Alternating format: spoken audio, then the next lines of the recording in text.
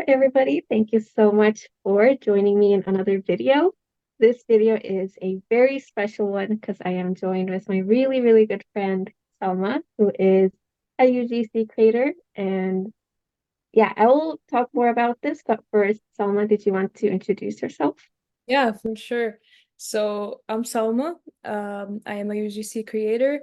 I do content on TikTok and Instagram to help brands like reach a wider audience. And in which case that would increase sales as well. So yeah, I'm just here to kind of chat a little bit with Emine. And we talked a lot about her small business before. And yeah, we'd like to chat it up today. Exactly. That's actually one of the reasons why I wanted to have her on my channel. We once had a really good, actually not once, multiple conversations where we talked a lot about the online space and marketing your small business, your art, and how difficult that can be as a creative person who just wants to sit down, make art, but you kind of have to get yourself out there. So I think a lot of the advice that Salma is going to share with us and a lot of these questions are going to be helpful to a lot of artists and small business owners and creative people out there as they kind of navigate this social media space. So I'll start with my first question. So this is a very basic question for those of us out there who may not know what is UGC. Could you kind of give us an introduction, kind of explain to us what that is? Because I know I didn't know what that was. Yeah, it's a pretty new concept in marketing. UGC actually stands for user generated content. So the whole essence of it is to create content as a user of a product. So you're not really an influencer, you're not like a public figure, you're just someone who uses products and finds them really, really good and useful and would like to tell other people about them or review them. Um, and why UGC became so popular is because people started picking up on like influencers not being very influential anymore because their content isn't like as organic, and that's why UGC has picked up in the past few years, because we're just normal people who just use products and find them really good, and we have the skills to like to kind of convey the message to other users as well. And that way that is like the whole essence of it, and it is a marketing strategy, so brands right now are using it quite a bit, even more than influencers, which is crazy because like we know that in like the starting the 2010s, we had like a rise of influencers, that kind of thing, and they were the only ones getting brand deals. However, now that we have UGC, UGC is very important because it's people who are actually passionate about the product. It's not like a random person who's like getting paid to say something. It's more like someone who uses something and is showing other people that they're using it. And that's why it connects to other people, and that's why it has like a more of an influence on other people to be able to buy products because they trust the person who's making the video more. And that's a little bit about UGC, but we'll get more into it. That's perfect. I actually noticed that too, where typically I think UGC creators reach out to the brands that they actually do use and enjoy. And also, I noticed that with like your content, and especially as I've been engaging in your content, I've been seeing more like UGC creators.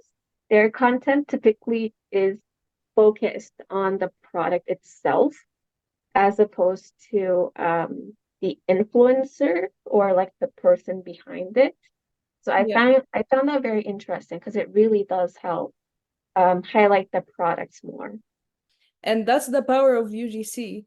It's showing you like the actual positives and the actual impact that the product has. Like the product is the star. It's not the person who's showing you, it's not any other like star in the show, right? It's just the product and what it does and the advantages of using the product. Absolutely. And I love that, especially like as you can see, I have my face covered. I don't want my face on social media. And so I like a lot of artists and creative people, I think, don't really want their platform to be just about them. They want it to be about their art and what they're trying to convey with their art. And there's like that dilemma when it comes to social media and trying to get their name out there. So I think UGC is such a like perfect way of doing that. So for the next question, what got you into UGC content creation?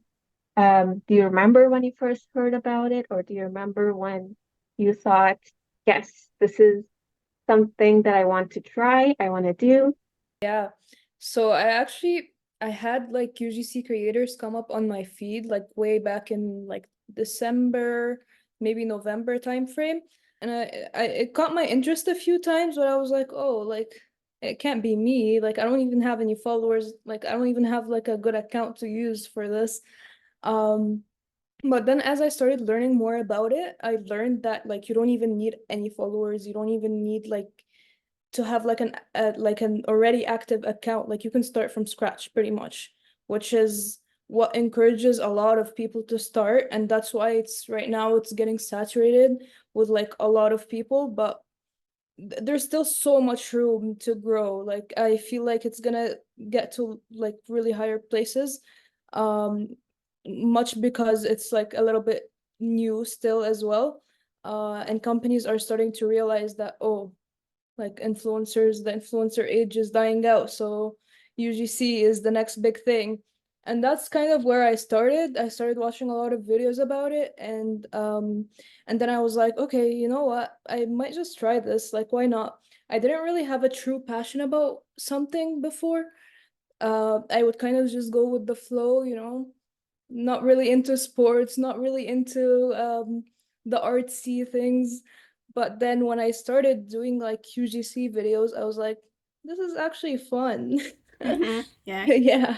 So yeah, I started like practicing with myself. So I would just pick up products around the house, like random lotion, whatever, and started making videos and learning from like these amazing UGC creators that are out there. They're doing God's work. They're like they're helping other UGC creators like start out, and yeah, that really did help me. And they would have like tutorials of how to like create this like perfect UGC video. And obviously like you start out small and then you start picking up on things and teaching yourself. And that's what I did. I just taught myself everything from scratch. It was definitely not an easy journey because at the beginning, like I wasn't really getting any deals, like it was really slow, but I was definitely still learning, so it makes sense that it was slow. But obviously it picked up. I never gave up because I thought it was really fun, first of all. So I was like, anyway, like even if I don't get any like offers or whatever, I'm doing this just for me for fun, right? As I started picking up on techniques and being able to like create videos that are very engaging for the consumers, as well as building that TikTok following and engaged followers. So doing all of that together helped me like get to where I am right now, which is still not in the place that I want to be, but I'm getting there. So yeah, this is how I started. Like, I really admire how you're talking about starting from scratch and getting to this point, not just from like a follower's perspective, but from your knowledge and from your skill sets. Like, I still remember, so background information for our viewers. Um, Salma helped me kind of make a whole bunch of videos for like my stickers, my tote bag, like some of the products in my Etsy store. And obviously, we couldn't do much outside because we were still at university and we were students. We didn't have a lot of free time. So we just had like bags of stuff and just came to the university. Like she came with her tripod and like she had all these nice little like they're not necessarily knickknacks, but things that kind of help make the product stand out more. And with just heavy bags, we went into this, like, booked the room, we went in there, and then we had to get kicked out, and then we went to another room, right? And within just an hour or so, she made so many videos and took so many beautiful photos. And like she sent me the edited videos and stuff too. And I was like, wow, she really knows what she is doing. Like also she sent me before any of this, like collection of like a playlist with different videos and different ideas on what to do to make my product stand out and how to promote them, what types of videos could work. And yeah, I remember feeling so much admiration because I'm not a social media person. I'm not like social media savvy. And so seeing you just navigate this space and be so professional just on it, I had so much admiration and respect. Like I just stood back and just watched you work your magic. It was amazing. It was great working with you for sure. No, that was me in like my beginner phase. So I was really just doing my best and trying every kind of technique to see how like what's gonna capture your brand the best. And yeah, like you said, I sent you like a collection of like inspiration. That's what I do with like every brand that I work for. I just look for inspiration and I'm like, oh, this looks cool. And I start gathering some thoughts and writing some stuff. Sometimes I write a script and just go with it. And sometimes like I don't even follow the script. I'm like, oh, I'll just swing it and it comes out even better. So it's definitely something that comes with practice. Absolutely. I was not good at all in the beginning. No, I don't know. If you call that like the work you did with me, your beginner stages, I cannot imagine just where you're going to end up with how much you know and how much you can do. I noticed you had a knack for the captions, like video captions, when you helped me with some of like the tote bag stuff, for example, even just the simple use of emojis in the video, like one of the tote bags videos, I think you said something like new university bag or perfect tote bag for university or something like that. And you had like a couple of emojis that represented uni and like school, like books and pencils and things like that. And it's such a simple little thing to do. But like I'm not much of like the only emojis I typically use is like the smiley face, the blushing face, right? Like those types of very cliche emojis. And um it makes I don't know, I noticed that adding those types of emojis just such a quick fix. I learned from you. So like now when I do like record videos or reels, I guess, I also add like a few emojis because I'm like, okay, this is what I saw Salma do, and that's what I'm gonna do. So No, that is another strategy. It's basically just to be trendy on the app that I'm posting the content on. Like for example, I would use certain emojis for TikTok and different emojis for Instagram because they cater to different audiences or different generations. You may argue as well. TikTok is more like Gen Z, like really young people, and they're into like certain emojis or like aesthetics, like for example like the clean girl aesthetic, or like the like for example take the tote bag as an example. So the uni like kind of mode, it would be like, oh, like textbooks, like a girl going to school, like the loving face or emoji, like that kind of thing. Versus Instagram, I think caters to like a little bit of an older generation that won't really understand many of these emotion emojis, or like that's not gonna attract them per se. So I would go for more like generally used emojis, like the red heart, the white heart, like other like more basic emojis, um, and not necessarily be as trendy as TikTok. Like and also TikTok sometimes has like trendy things, just they're just trending. Like that's the only reason why I use it. Like for example, like a trending sound, like there's no other reason why I'm using that sound except that it's trendy. Or like trendy like phrases. So and just like the clean girl aesthetic, that's the trendy like phase, or sorry, phrase. Phase. It is a trendy phase as well. I Yeah. think it will definitely go away and we'll have like a new, I don't know what kind of phase we're gonna get into next. Well, that's a really good point. I didn't really think of the difference between social media platforms. I mean, I'm not an avid TikTok user. Um, as you know, the only reason why I have it is so I can watch your videos. But it's so interesting that the generation that is um, or the audience that is in these platforms are different. And as artists and as creative people or small business owners, if you do want to kind of thrive in these social media platforms, you do also have to kind of keep that in mind, it looks like. So noted.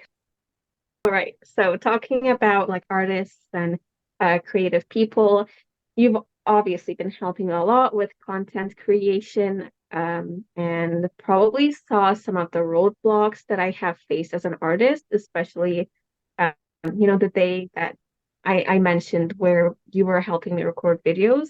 Not helping, you were recording the videos, but um, you kind of probably saw that I'm not a boomer. I'm still like I'm your age, but I'm not as savvy with social media. And I face a lot of roadblocks as an artist who just wants to make art, but probably has to post on social media to kind of get that art out there. So, what are your tips for artists like me who are trying to manage social media while also being a creative person? I think the best piece of advice is to post as much as you possibly can and get the most out of a piece of content. Like if you have a 1 minute video, break it up into like slices. Even post 5 seconds for like a reel, like a trendy reel. Post the whole video as like a certain post. Post like clips of the whole video. Post screenshots. Like there's so much you can do to just get the most out of the piece of content that you film. You shouldn't have to film every single day. That's for sure. Especially that you're not like you're not a marketer. You're not capturing different products. They're the same products and you know the products, they're yours. They're for your business. So you shouldn't have to like be overdoing it. You just need to do it smarter. I guess work smarter, not harder. That kind of applies here. Um so yeah, try to get the most out of the content. That's number one. And number two, try to post as much as you possibly can. I know uh, I feel so bad that you have to be like so many roles at the same time. You have to be like a business manager. Um, you have to be like a store manager in some cases. You have to be your own marketing person, your own salesperson, sometimes your own accountant. Like you're wearing too many hats. Like it could be daunting and quite infuriating and makes so much sense. But that's why I'm saying like try to work smarter and not harder, and don't spend like hours trying to like take pictures of your product per se. Try try getting the most out of your product out of your content that you're filming, um as well as take inspiration from other brands. That's always a good idea, especially like similar brands or similar like niches. For example, like you're in the art business, so I would say take inspiration from other like artists who are selling art. That definitely always helps. As well as even people out of your niche, because sometimes they can give you ideas. For example, yeah, I mentioned a few ideas to you before, like when we were sitting down at the cafeteria, like about how you can use so many ways to market your product without even using social media, like like using the phone case that has your art, or um like a necklace that has your art, carry your tote bag everywhere and like proudly tell people, oh, like this is from my business, you guys, here's my business card. That definitely helps give you like at least brand visibility, which is super important. Like you have no idea how important brand visibility is, because that's what brands are like, huge multi-billion-dollar brands are doing to get to where they are. Like take for example, like I'll say the name, Bloom, for example, okay? So what Bloom is doing is it's asking multiple like TikTok influencers or like famous people to use Bloom in their videos just like randomly. And by seeing so many of the Bloom videos on my For You page, I'm like, what is Bloom? I go and search it up, right? That gives you brand visibility. Not necessarily that you're gonna go right away and buy it, but you at least know what the product is and what the brand is. You can recognize the brand colors, which is super important as well. Like for example, like did you see those videos where they're like, okay, like the M for McDonald's, but it's not yellow. Oh, what color is it? You know what I mean? Mhm. Like where you have to like choose the branding for certain like big corporations. Yeah. Yeah, and people would often get it right because they're thrown in our face everywhere we go, right? And that's like really great brand visibility because everybody knows about it. So yeah, I would say even the simplest things are marketing your product. So you yourself should definitely be marketing your product as much as you possibly can everywhere you go.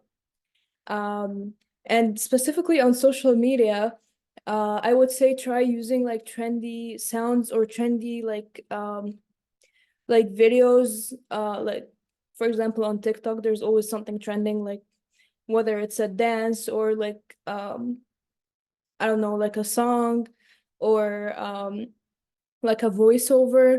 Like you don't necessarily always have to show your face or have to do like any dance moves or anything. Like you could literally use like your own products to dance, you know what I mean? Imagine me dancing in. No, you don't have to do that. You can be creative with it. Like I see like a brand specifically being so good with this is Duolingo. I don't know if you've seen their videos before on TikTok.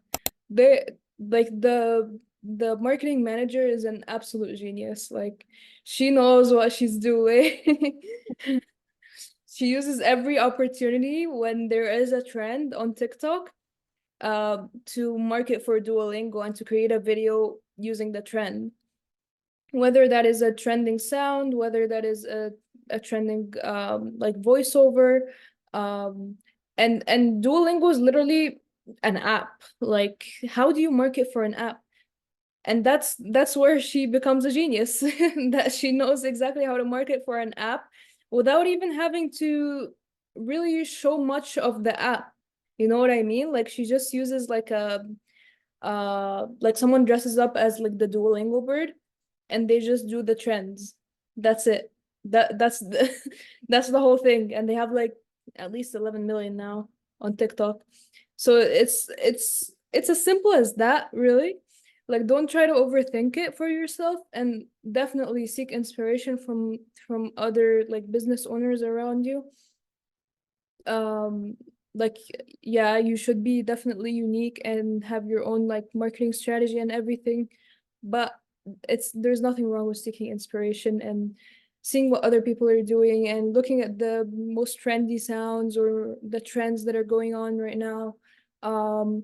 If you're on Instagram, definitely absolutely utilize stories. I think stories are really big on Instagram, like even I would argue more than posts themselves. Because right now, even myself, I go on Instagram and all I do is just check stories, to be honest. Because I think like I personally think that Instagram is dying a little bit. But I do think the stories are making it live a little bit longer. So utilize the stories as much as possible and you can show like your journey as like a business owner. Oh, like today I woke up, I made my breakfast, And here's what I'm doing today for my business. I'm writing cards to say thank you for whoever purchases my product. As simple as that. The more the merrier. Just go on. Totally. I really like your advice about like not overthinking it because I think there's very clearly a time on my Instagram page, like before your help and after my help, your help, right? And before your help, it's all progress photos. And that was something I had mentioned to you before, where it's all like works in progress, right? It's like this one piece, and then it's like, oh, it's now sketched. Okay, now it's inked. Okay, now it's partially painted. Or now it's fully painted, right? And that used to be kind of the way that I would post. But I noticed that yeah, like you didn't overthink it like on that day that you recorded a whole bunch of short form videos and took a whole bunch of pictures with my tote bag. It was just let's do this, let's try this, let's move these around. Then within an hour, I felt I had like 1 month's worth of content. So I think the tip about not overthinking is such a good tip. And it doesn't always have to be you making the art or you packaging the art because those are always like my go-to. Um, but yeah, it's just like you told me about like how you can show your stickers on like water bottles or stickers on laptops or different surfaces. And it can literally be showing how your products look in a person's life, right? And it could just be a 2, 3 second clip. Yeah, like overthinking for artists is probably, I think a lot of people, not even just artists, but is the thing that's kind of preventing them from being more consistent and also just getting to make more like videos that can, like, that doesn't have to take that long, right? And I'm kind of talking to myself here too, like, not No, like just the viewers. no, it makes sense. Yeah, I think overthinking is like a human problem. Like everybody overthinks. And like you said, so consumers or like people who are watching your videos or your posts, they want to know like, how could this help me? People are very selfish. It always comes down to human nature. People are super selfish. They want to know, how is this gonna benefit me in any way? Is this entertaining? Is this something I could buy? Is it something that's gonna make my life easier? So these are the kind of questions you have to ask yourself while you're creating content.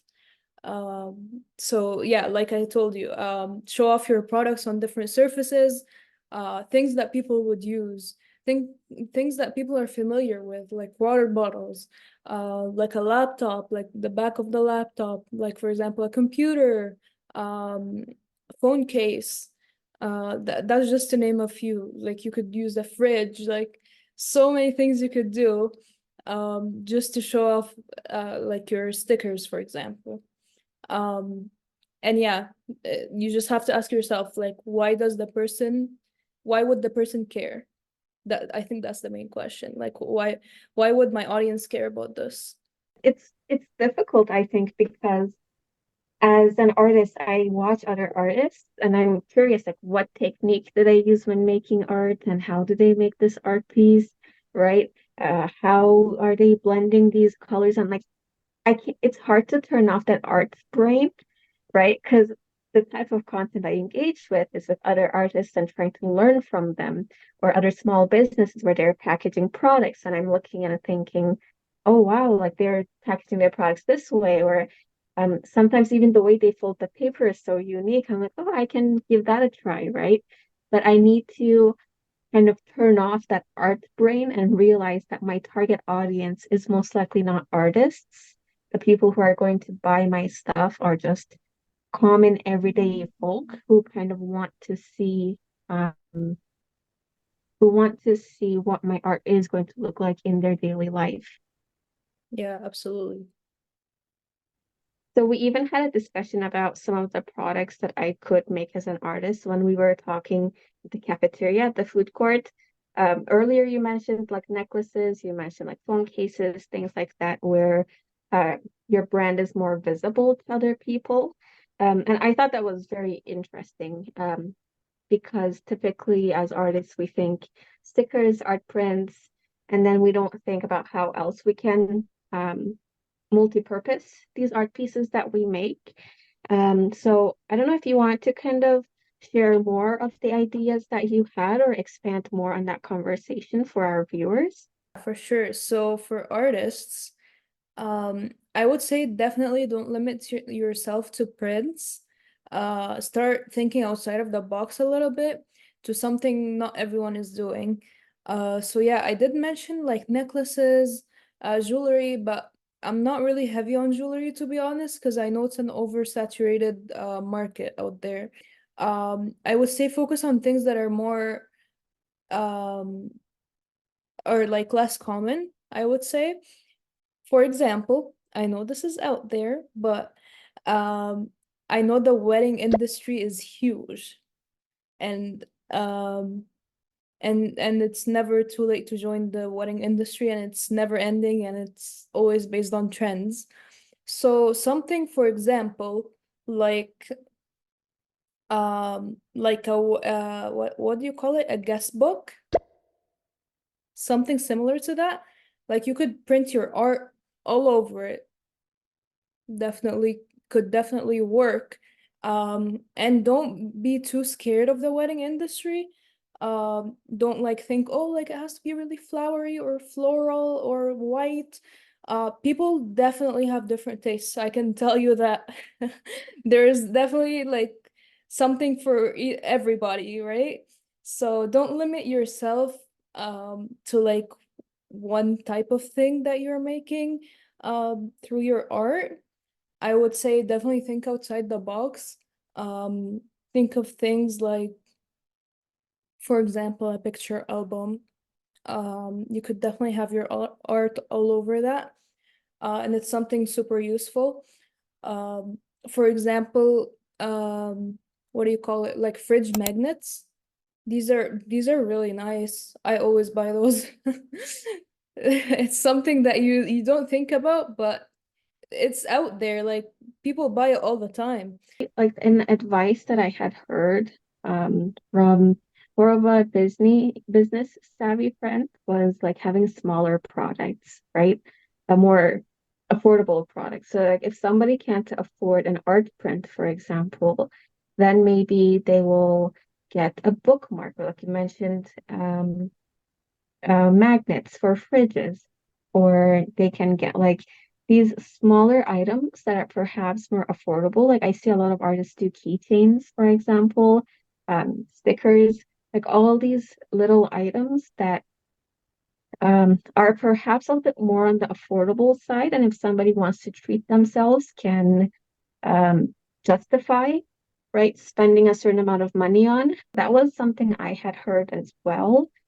And then like a lot of the advice I think you were like when we were talking that I kind of resonated with was just wearable stuff like tote bags or phone cases, um, things that are wearable so that people feel like they are getting use out of it.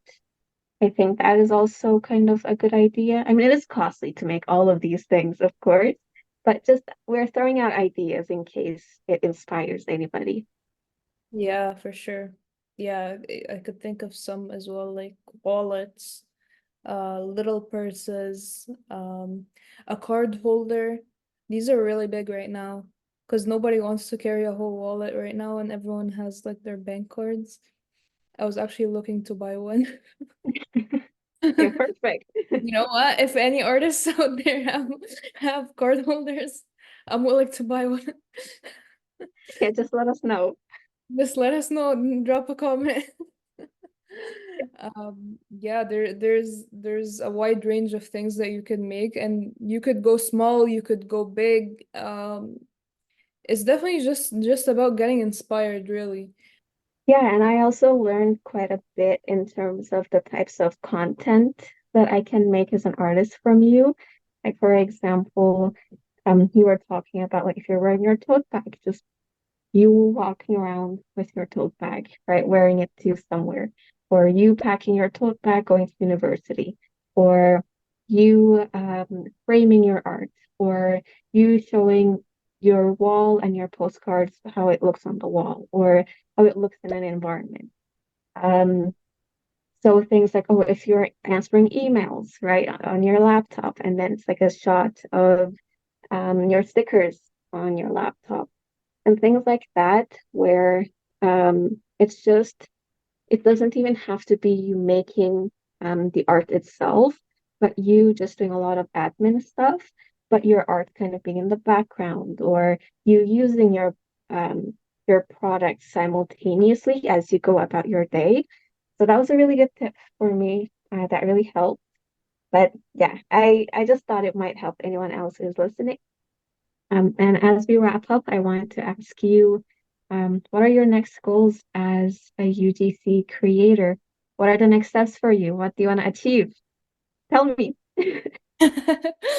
Um, well, I want to do way bigger things. No, I want to become more. Again, I know you can. So Yeah, I'm trying, trust me.